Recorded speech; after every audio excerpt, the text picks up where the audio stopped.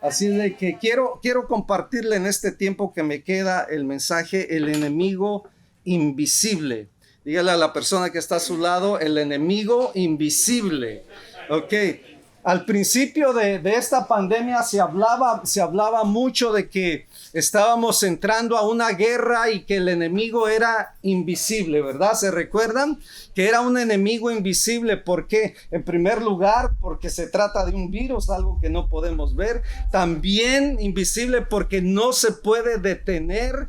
Tampoco se sabe cómo se transmite y la manera en que está contagiando a tantas personas. Y cuando pensaba en esto, enemigo invisible, yo, créanme que llegué a una conclusión. Es cierto, estamos frente a un enemigo invisible, pero ahora no me estoy refiriendo al COVID.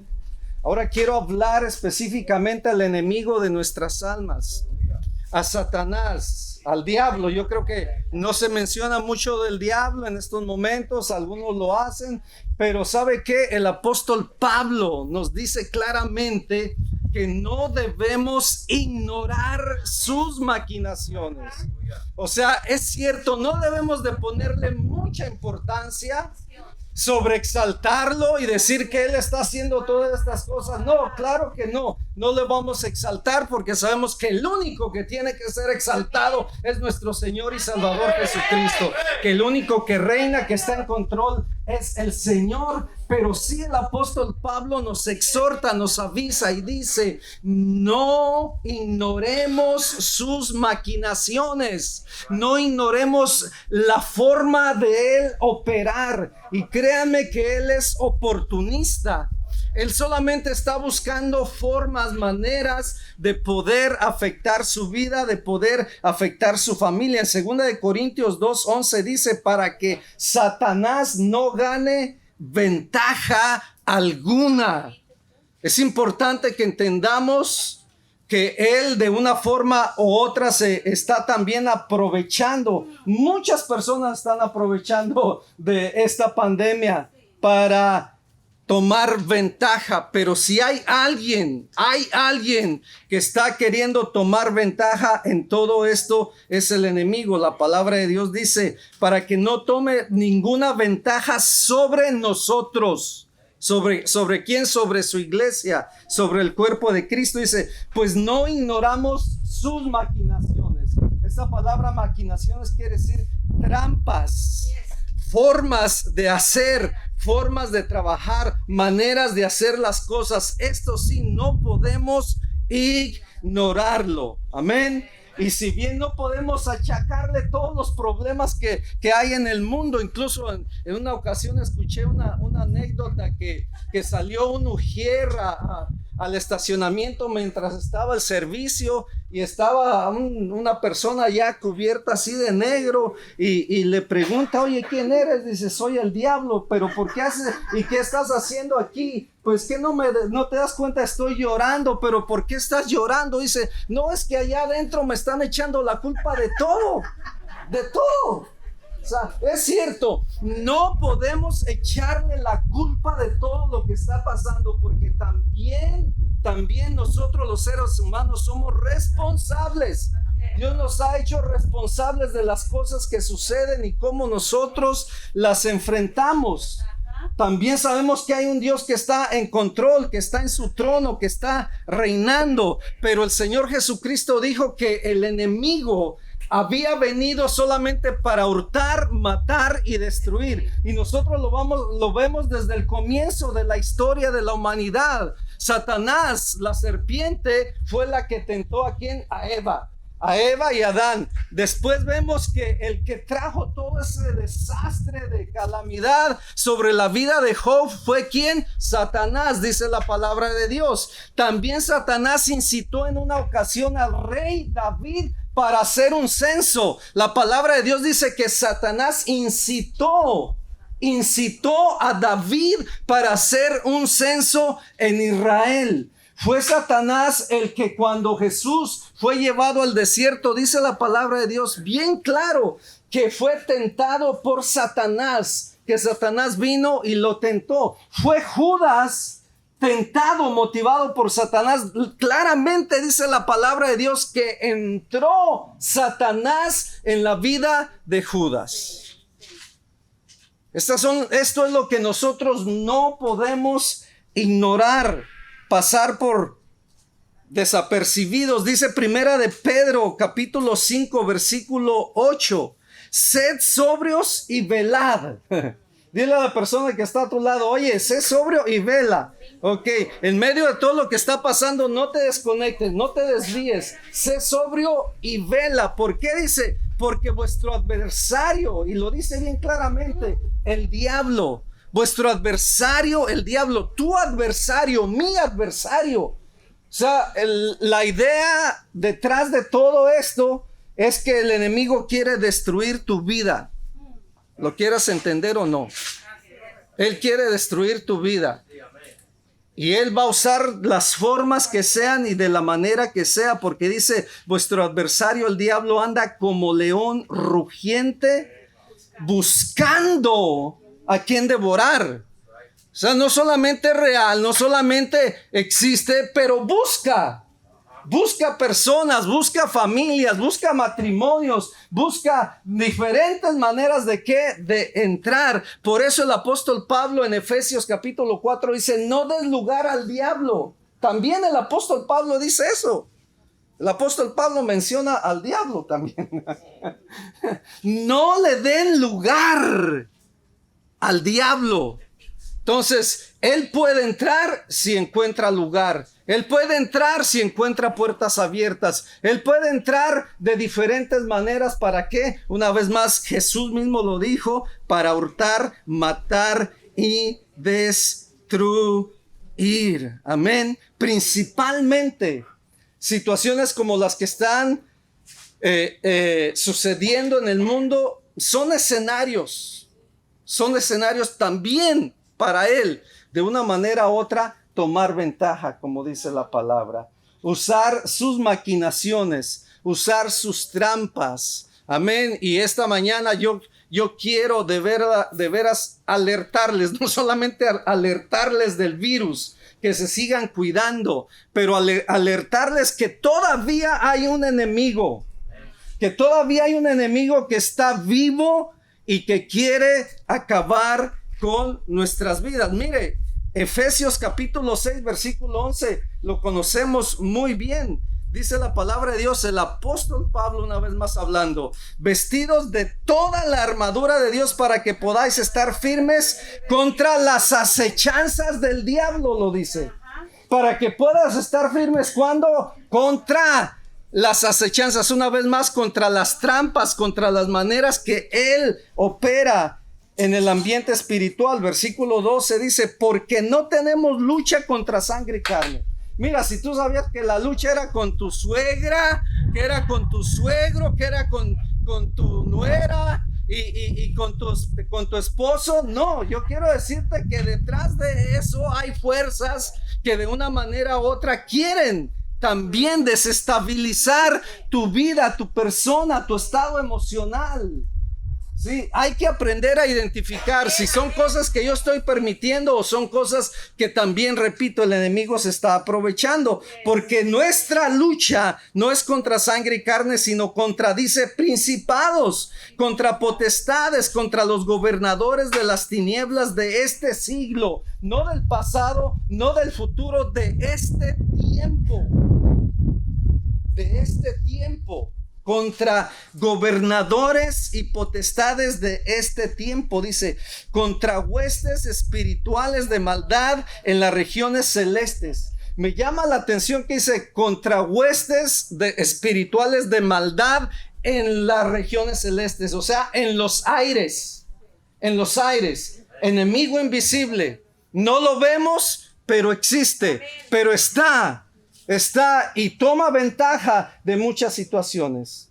¿Sabía usted que es interesante que cuando Jesús le habla a sus discípulos acerca de la parábola del sembrador, él habla de 3 terrenos y dice que el sembrador salió a sembrar y una parte de la semilla cayó sobre el camino, pero póngame mucha atención a esto, dice, pero las aves del cielo vinieron, la robaron. ¿Para qué? Para que no creyeran y fueran salvos. ¡Wow! ¡Qué tremendo! Ahora, lo interesante es que más para abajo, no tengo mucho tiempo para explicar esto. En ese mismo pasaje, los discípulos le preguntan: oye, Señor, ¿por qué no nos explicas la parábola?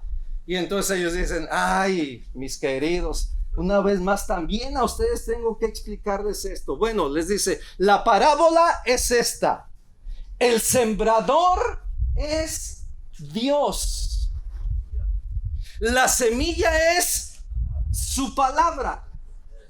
Y en el primer terreno, él dice: y el enemigo que la robó es el diablo.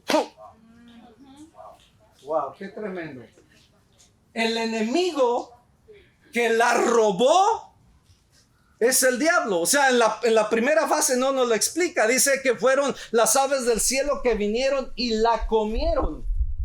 Pero Jesús va más allá y les dice: no, yo no les quise decir que eran las aves del cielo, sino una rapiña llamada Satanás, que está solamente esperando que una semilla de fe caiga en la mente, que una semilla de esperanza, que una semilla de fortaleza, de sanidad caiga en la mente, en los corazones de las personas, y que después venga esa ave, ¡bum!, y la tome.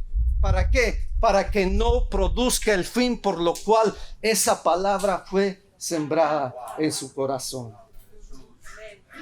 Por eso, si conectamos Efesios capítulo 6 versículo 12, nos dice claramente: no, esta lucha no es contra principados.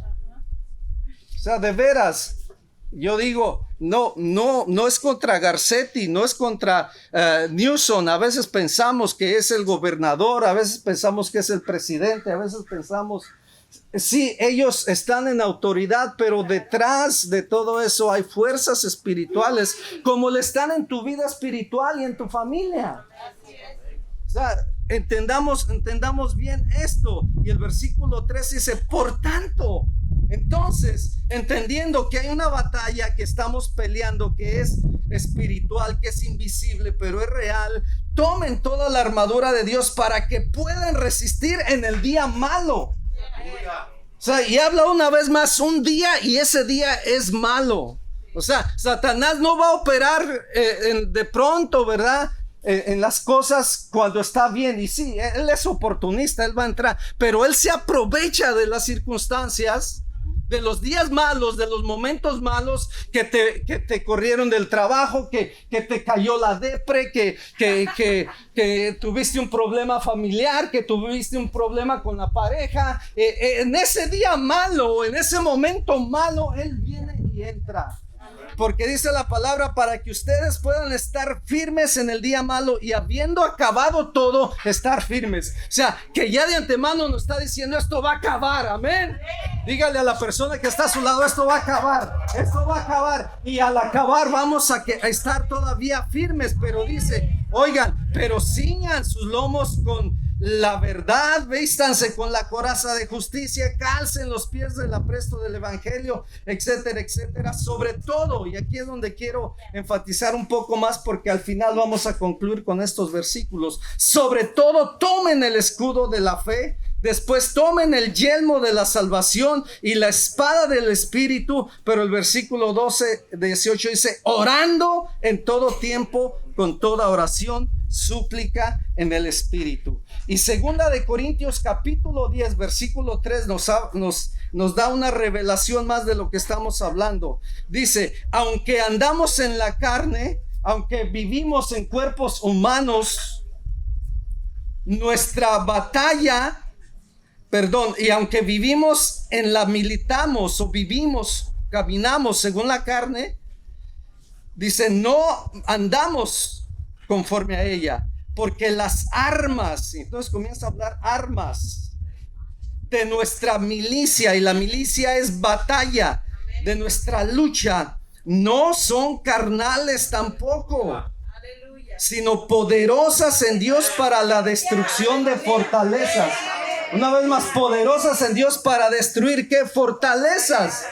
Fortalezas que se levantan, dice, sigue diciendo, derribando. No solamente pero hay que derribar argumentos y toda altivez que se levanta contra el conocimiento de Dios y llevando cautivo todo pensamiento a la obediencia de Cristo. Esto está en 2 de Corintios capítulo 10 versículo 3 y 4. Entonces yo parafraseé un poco, traduje este pasaje a nuestro día, a nuestro tiempo, y yo lo diría de la siguiente manera: las armas que Dios nos ha dado para pelear son poderosas para destruir las fortalezas o barreras que el enemigo haya levantado mediante pensamientos que forman películas, novelas o imágenes que después se convierten en realidad con la intención de ¿qué? De destruirnos.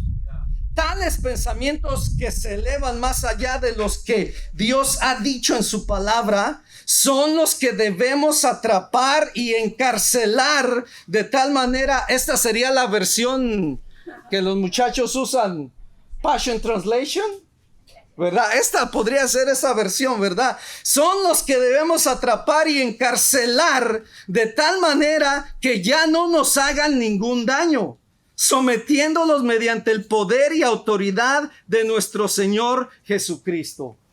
Entonces, rápidamente, uno de los blancos del enemigo en nuestras vidas es la mente. Es la mente. ¿Y cómo? A través de los pensamientos. ¿Sabe por qué? Porque la mente está muy íntimamente relacionada con el corazón. De hecho, la mente y el corazón, cuando usted las ve en la palabra de Dios, son iguales, son similar, mente y corazón. ¿Por qué? Porque si Él puede afectar tu mente, va a afectar tu corazón. Y si Él afecta tu corazón, que es la motivación de tu vida, entonces Él también va a afectar tu comportamiento, va a afectar tu manera de vivir. Si Él logra afectar tu manera de pensar, va a afectar tu manera de vivir. También Satanás pelea por tu mente. ¿Por qué? Porque es con la manera que piensas, o la manera que piensas, porque a la manera que piensas, en eso te conviertes también. Proverbios 23:7 dice, porque ¿cuál es el pensamiento en el corazón? Ve, los pensamientos con el corazón, ambas cosas van de la mano. Como es el pensamiento en el corazón del hombre, así es él. Entonces, Él sabe entonces que si controla tu mente, controla tus pensamientos, controlará toda tu vida. Yo no sé si alguno de ustedes se recuerda de aquella pequeña novelita que mirábamos, un librito, se llamaba Calimán, ¿verdad? Y Calimán decía, lo que controla tu mente lo controla todo. Me parece que Calimán sabía algo relacionado con esto, ¿no? Y entonces, ya entrando en Efesios, para ir concluyendo, después de la introducción, el versículo 16 comienza diciendo, sobre todo, entonces, por eso, tomen el escudo de la fe con el que puedan apagar todos los dardos de fuego o los dardos encendidos del maligno. En el Antiguo Testamento, cuando Pablo escribía estos pasajes, él se refería a aquellas fortalezas, aquellos castillos que los guerreros usaban, los ejércitos usaban una especie de antorchas, ¿verdad? ¿Para qué? Para penetrar. Antorchas encendidas de fuego. ¿Para qué? Para penetrar las fortalezas. ¿Por qué? Porque eran tan fuertes, eran tan poderosas que de pronto no las podían derribar. Pero si podían incendiar, entonces tomaban ventaja. Entonces, desde afuera, desde un ángulo, bolas encendidas de fuego sobre los lugares para destruir, para penetrar. Si nosotros lo traemos a este tiempo, podríamos decir entonces que el enemigo de una manera u otra está todavía lanzando esas bolas de fuego, ya no contra fortalezas, ya no contra edificios, sino contra familias, contra personas, contra matrimonios, contra muchas cosas. ¿Para qué?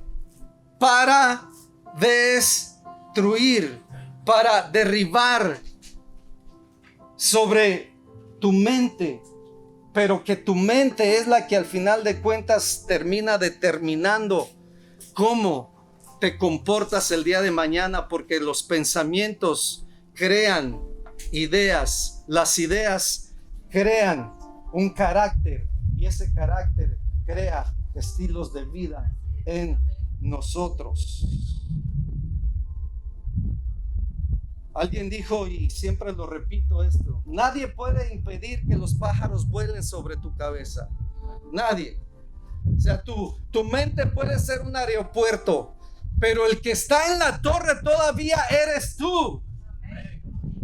Y tú y yo determinamos qué clase o qué tipo de aviones van a aterrizar en nuestro aeropuerto. En otras palabras, tú y yo determinamos qué clase de pensamientos vamos a permitir que sean anidados en nuestra mente, y basado a esos pensamientos, así es como seremos, así es como viviremos. Entonces, ¿cuáles son las estrategias de Satanás o que Satanás utiliza contra nosotros? Ya dijimos que lo usa a través de la mente, pero hay maneras y hay estrategias. La primera es cuestionar la autoridad de Dios, y voy a ir muy rápido en esto. Desde el principio sabemos que Satanás vino a Eva y le dijo: con que Dios ha dicho.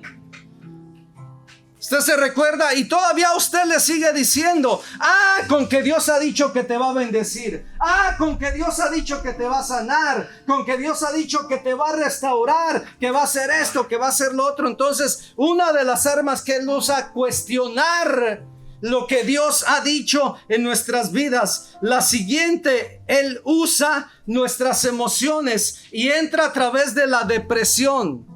Yo quiero decirte que la depresión no solamente puede ser una emoción. Y aquí yo sí estoy de acuerdo, porque el Señor Jesucristo, si bien no a todas las enfermedades se las achacó al diablo, Él sí dijo que algunas de ellas eran espíritus.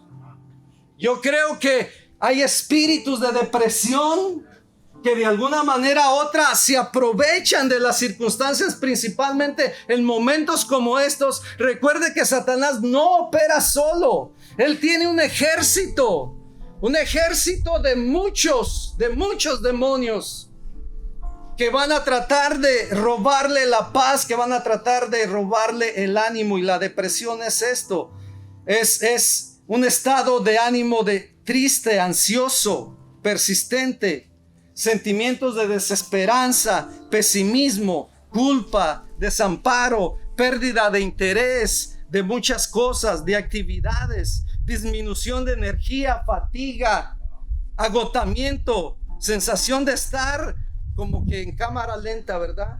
Te levantas y no quieres hacerlo, pero y entonces hay algo dentro de ti que te dice: levántate, pero estás batallando, ¿sí o no?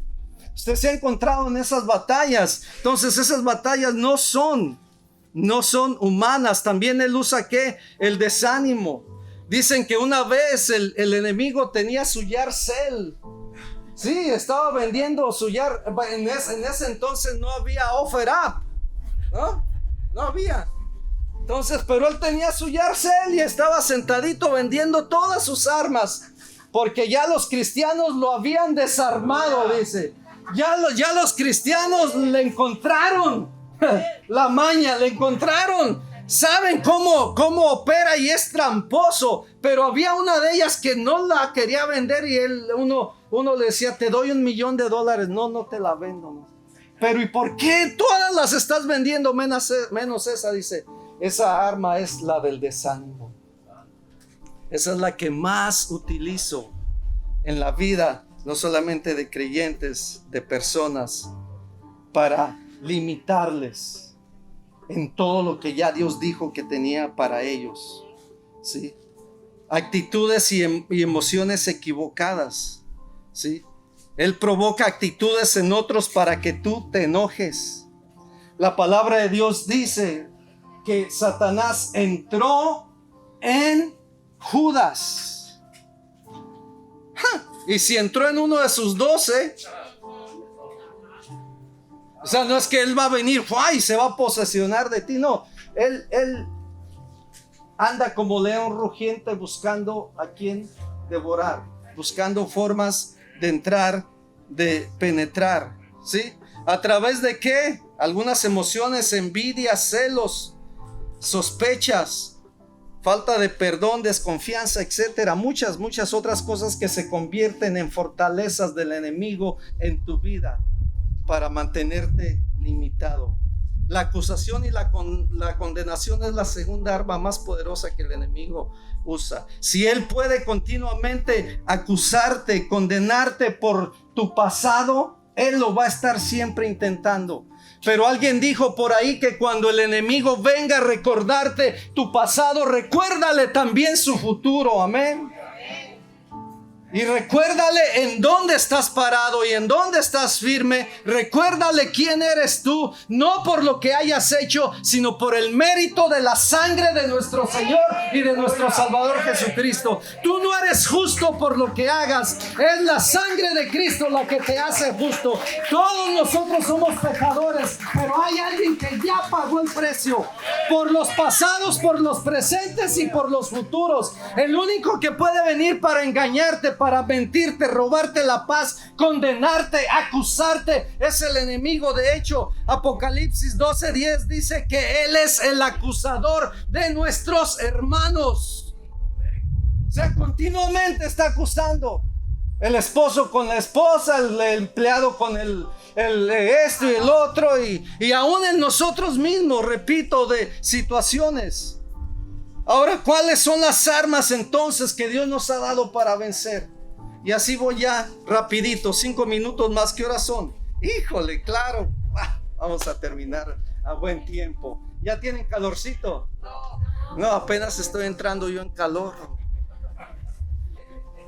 La primera de ellas, armas que el Señor nos ha dado para combatir, armas para vencer, para atacar cuando nos enfrentemos en una lucha. Precisamente Efesios capítulo 6, cuando nos habla de toda la armadura, nos habla algunas que son de protección, pero hay otras que son de acción.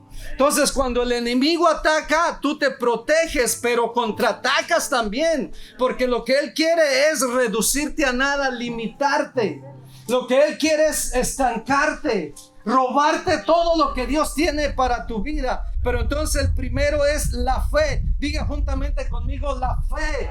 Tengo la fe. El arma poderosa de Efesios 6:12, que dice: sobre todo tomen el escudo de la fe, por la que puedan apagar todos los dardos del maligno. O sea, que cuando el enemigo envíe las bolas de fuego, envíe los dardos de fuego sobre tu mente, trayendo mentira, trayendo acusación, trayendo desánimo, depresión, trayendo duda, ahí es donde tú te pones y dices: en el nombre de Jesús, cualquiera que sea que venga contra mí, lo detengo ahora. ¿Por qué? Por la fe que hay en mí. Que aunque sea lo que sea y venga lo que venga, yo continuaré creyendo que Dios está conmigo. Y si Dios está conmigo, nadie va a estar en contra de mí. Amén. Tengo la fe. La fe es la garantía que Dios hará aquello que yo sigo creyendo, aún en medio de lo que esté pasando. La fe es la confianza que tenemos que Dios hará aquello que ha prometido hacer, no importando lo que veamos. Por eso la fe dice que la fe no es lo que vemos, sino lo que creemos. Que por fe andamos y no por qué, por vista. Y Hebreos capítulo 11:33 dice: por fe los hombres que nos precedieron, dice, conquistaron reinos. Dice que es por la fe. Hebreos 11:13, conquistaron reinos. Yo pregunto, ¿qué cosas hay que aún todavía tú puedes y debes conquistar, y que no puedes permitir que el enemigo pueda venir contra ti. Emily y Emilio, si pueden venir y tomar los instrumentos, queremos terminar todo lo que el enemigo ha traído, o ha robado, todo lo que el enemigo venga contra ti, no lo va a poder vencer, no va a poder conquistar. Amén. La segunda es la palabra de Dios, y está como una de las armaduras. Efesios 6:17. Sobre todo dice: tomen el yelmo de la salvación y la espada del Espíritu, que es la palabra de Dios. ¿Cuál es la espada de la guerra espiritual que tú y yo estamos enfrentando ahora? La espada de Napoleón Bonaparte. No, la palabra de Dios. La palabra de Dios, ¿con qué? Con la que tú puedes contraatacar, para que cuando el enemigo venga con cualquier cosa, usar cualquier situación, tú tomes la palabra de Dios y contraataques. Si es de ansiedad, habla paz. Si es de enfermedad, habla sanidad. Si es de escasez, habla provisión. Si es de desorden, habla orden. O sea, cualquiera que quiera venir en contra de ti, no prosperará. Mi esposa últimamente está recitando este versículo: ninguna arma forjada contra ti prosperará. Pero ¿por qué no va a prosperar? Porque tú también estás firme en tu mano, con la palabra de Dios, con la espada del Espíritu. Pero la última es la oración, la fe, la palabra de Dios, que es la espada del Espíritu. Pero la tercera, la oración. Y es que como nunca estas tres armas tenemos que estarlas utilizando. No es manera de acomodarnos, no es forma para estancarnos ahora, no, es para tomar autoridad en el nombre del Señor Jesucristo y avanzar en aquello que ya sabemos que ha sido conquistado por nosotros. Entonces, lo último, a través de la oración. Efesios 6:18 dice: orando cada semana, orando cada mes,